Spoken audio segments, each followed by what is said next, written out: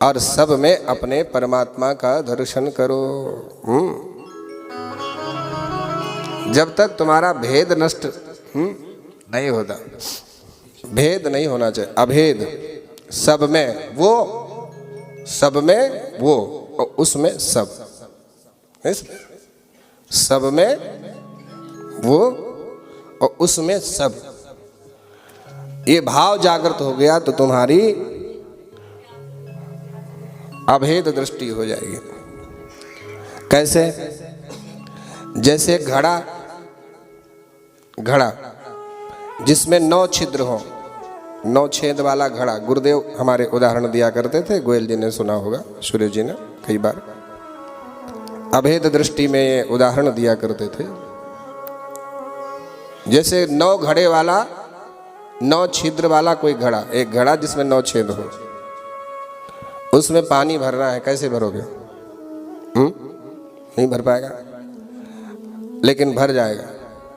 उस 9 छिद्र वाले घड़े को नदी में डुबा दो और डुबो के रखो तो उसमें पानी भरा रहेगा। हा? तो अब पानी जो है वो घड़े के बाहर भी है और घड़े के अंदर भी है।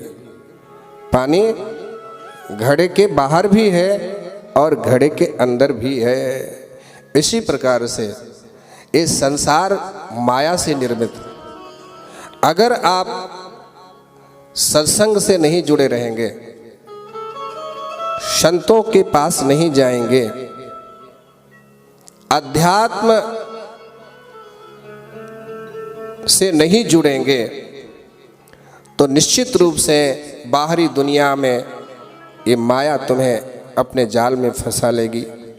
और माया मतलब भेद दृष्टि जो पैदा कर देती है कि मैं अलग, तू अलग, ये मेरी, ये तेरी, ये मेरा, ये तेरा।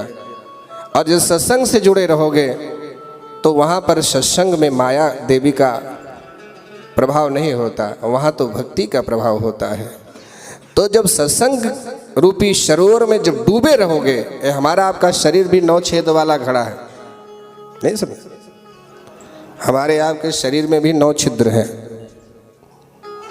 ये भी 9 छिद्र वाला घड़ा। इसको आप सत्संग रूपी सरोवर में डुबो कर रखोगे तो तुम्हारे अंदर भी भक्ति भर जाएगी और बाहर भी भक्ति का ही वातावरण रहेगा। तो माया, ये भेद बुद्धि पैदा करने वाली माया तुम्हारे पास तक नहीं आ पाएगी और तुम्हारा जीवन निष्कंटक रूप से सब में परमात्मा का दर्शन और सबको परमात्मा के रूप में और परमात्मा को अपने अंदर आप देखने लग जाओगे।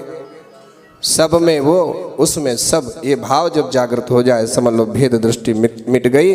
फिर तो कोई किसी से द्वेष नहीं करेगा, कोई किसी से शत्रुता नहीं रहे, क्योंकि जो परमात्मा हमारे अंदर है वही सामने वाले के अंदर है। तो हम द्वेष किससे करेंगे? अपने आप से ही करेंगे क्या?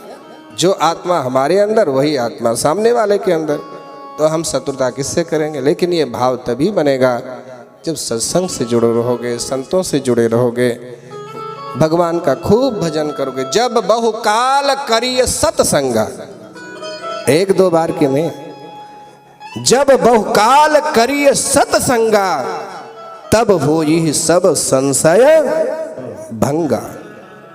जब बहुत काल